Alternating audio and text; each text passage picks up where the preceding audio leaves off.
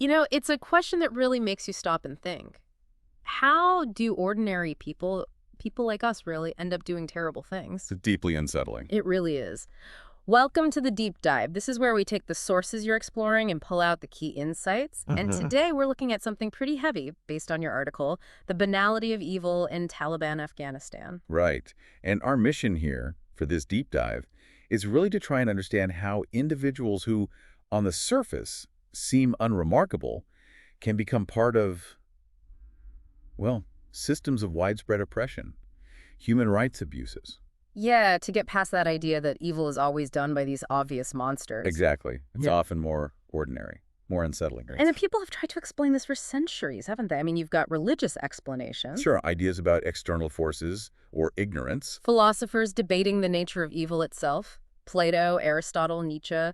And then history just gives us these awful examples. The Holocaust, obviously. Stalin's camps, the Cultural Revolution, Pol Pot, various genocides in Africa. It's a grim list. And even those psychological studies, like Milgram's experiments with obedience or the Stanford prison experiment, they showed how easily situations can push normal people towards cruelty. They really did. Each gives us a lens, but today we're zoning in on Hannah Arendt. Right. Her work covering the trial of Adolf Eichmann, he was a major player in organizing the Holocaust. And what struck her profoundly was his defense.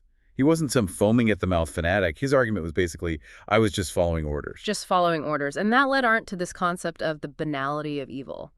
The idea that maybe the worst things aren't always done out of pure hatred or ideology, but sometimes, well, sometimes just from not thinking, from just obeying. A kind of thoughtlessness. Yeah. A failure to engage critically with what you're being asked to do, that seemingly normal people can become tools for terrible ends. Arendt didn't see Eichmann as this grand, evil philosopher. She saw an emotionless bureaucrat.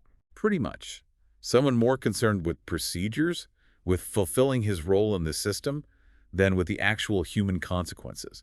He wasn't driven by a deep-seated belief in evil itself. And the terrifying part is the implication, right? That anyone, potentially, by just switching off their moral thinking, could participate in atrocities. That's the core of it. And that's the framework we're going to use to look at the actions of the Taliban, as described in the source material you sent over. Okay. So, just to be clear, when we talk about the banality of evil, we're not downplaying the horror of the acts themselves. Absolutely not. Not at all. It's more about trying to understand the mindset, or maybe the lack of a critical mindset. Exactly. It's suggesting that evil doesn't always need a monstrous face.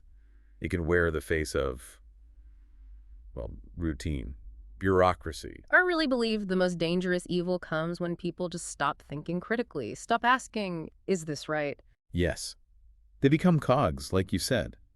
Just executing tasks without wrestling with the morality of it. Eichmann saying, I was just following orders. It wasn't an excuse, but for Arendt, it revealed something fundamental about how easily people can surrender their own judgment to authority. And the article gives some really specific, disturbing examples from the Taliban's actions that seem to fit this mold, like preventing women from working. Right. You have officials quoted saying things like, we're just fulfilling our duty because the orders came from the emir. As if their personal opinion or the actual impact on women's lives doesn't even factor in anymore. It's just delegated. It really makes you wonder, doesn't it? How does that sense of duty become so powerful that it just overrides basic human empathy or consideration? It points to a system where following the rule becomes the only ethic that matters. Or look at the ban on girls' education. The article mentions ministry staff, even teachers, saying, you know, our hands are tied, it's a leadership decision. They frame themselves as powerless executors, ordinary executors, I think the article called them. Yeah. Even while they're actively participating in something that devastates millions of girls' futures. And that's the banal part, isn't it? They might not personally hate the idea of girls learning, but they act as if they have no choice, no agency. They cite the system. But their compliance is the system, in a way. It couldn't happen without them. Precisely. What internal conflicts are ignored? What pressures stop them from questioning? And then it gets even darker. Torture, executions. The article says some Taliban in security roles see arrests, interrogations, even violence as just part of the job. Part of our job. Maintaining order. There's this detachment from the actual human cost. That kind of procedural framing. Exactly. You frame it as a task, a professional duty, and suddenly the moral weight feels distant. Yeah. It's a form of compartmentalization, really. Dehumanizing the victim, but maybe also dehumanizing your own role in it. How do people learn to see inflicting pain as just procedure? The article also mentions things like public humiliation policing dress codes, destroying musical instruments justified as religious duty. People in the Department of Vice and Virtue saying it's their religious duty as employees. And that comparison to Eichmann feeling like a transportation officer, not a mass murderer, it really hits home. The focus is on the task, the rule, not the impact. It shows how ideology, even religion, can be twisted to serve oppression when critical thinking is absent. They might sincerely believe they're doing God's work. But without questioning the interpretation, the consequences. Their actions become harmful. It makes you ask how religious teachings can be narrowed down to justify such punitive measures. And the last example, controlling public thought, censorship of media, of schools. Justified as necessary because content might go against the Islamic emirate. Seen as routine administration, not as, well, tyranny. The goal is ideological conformity. They might see themselves as protectors of the faith or the state, not as suppressors of freedom. Again, it's that narrow focus on the system's perceived needs over broader human values. What happens to a society when you shut down critical voices like that? So you take all these different actions, denying work, denying education, violence, social control, censorship, and they get bundled up under duty, obedience, religious responsibility. And that's how they become normalized within the system.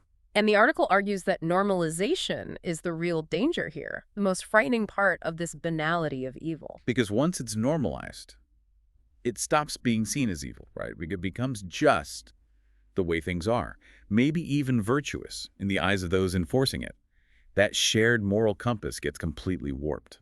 Which makes it incredibly hard to challenge from the inside. Extremely difficult. And the consequences of this normalization, as laid out in the article, are just devastating. Across the board, society, culture, individual psychology. Yeah, let's talk about those consequences. The article mentions the erosion of moral responsibility first. Right. If everything is justified by orders, people lose that personal sense of accountability. They might not even feel guilty for participating in oppression. Right and wrong get blurred. Leading to a kind of moral paralysis in society. And feeding directly into a culture of fear. When even low-level officials represent a system with unchecked power, people become afraid to speak out. Trust disappears. Yeah, that makes sense. And fear itself stops people from questioning, right? So it becomes a cycle. A self-perpetuating cycle. Yeah. It stifles the very dialogue needed to challenge the oppression. Then there's the impact on knowledge and creativity. Censorship becomes normal. Teachers might just accept it. Writers hold back. Students learn not to think too freely. Resulting in intellectual stagnation. A society that can't think critically, can't innovate, can't really solve its problems effectively. It has huge long-term costs. And socially, the article talks about fragmentation. Isolating women, suppressing minorities, discriminatory acts.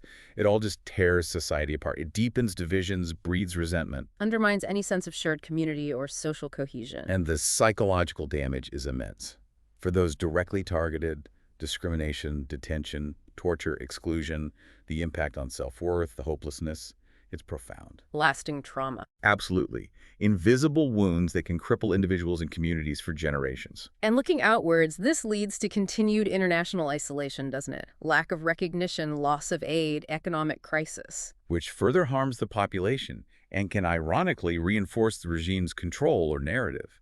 It limits opportunities for positive change. And maybe the scariest long-term consequence the article raises, this normalization legitimizes oppression for the next generation. Yes. If you grow up seeing oppression as normal, as tradition, the cycle of violence and injustice just continues. It becomes embedded in the culture. It's a pretty bleak picture, but the article doesn't just leave it there, does it? It talks about ways to counter this, not just complaining, but active responses. Yes. Thankfully, it stresses that we can't just be passive.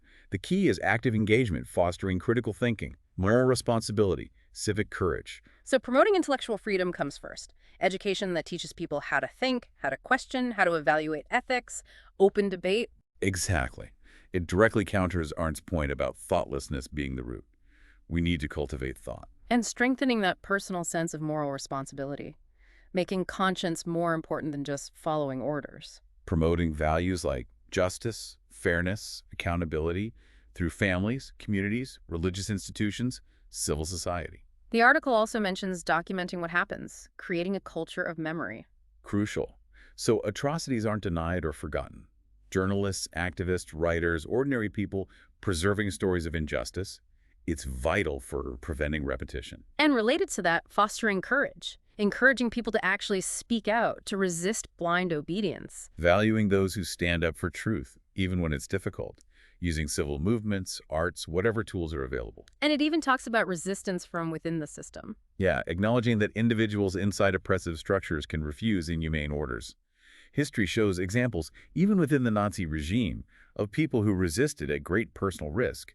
Even small refusals matter. Another interesting point was about making human rights language more accessible. Simplifying and localizing it, I think was the phrase. Connecting universal rights to local culture, religion, language, so they don't feel like some foreign imposition.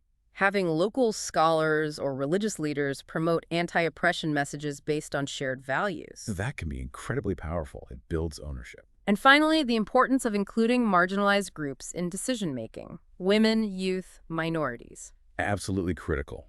Their participation ensures a wider range of perspectives are heard, making it much harder for narrow, oppressive views to dominate and become normalized.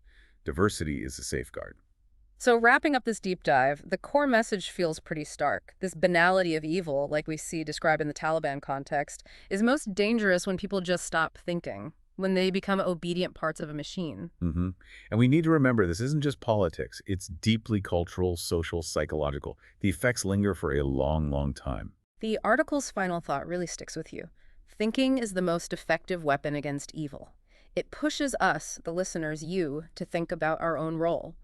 How do we stop harmful things becoming normal, even in small ways, in our own lives? It's a powerful challenge. So maybe the question to leave you with is this. How can we, personally, and in our communities, actively nurture that critical thinking, that moral courage, to stop the banality of evil finding fertile ground? Or perhaps, what are those small moments in our own lives where we might just be following orders without fully considering the ethical ripples? Important questions. Thank you for joining us for this deep dive into some really challenging but crucial ideas. We hope it's giving you a clear path through the key insights in your source material.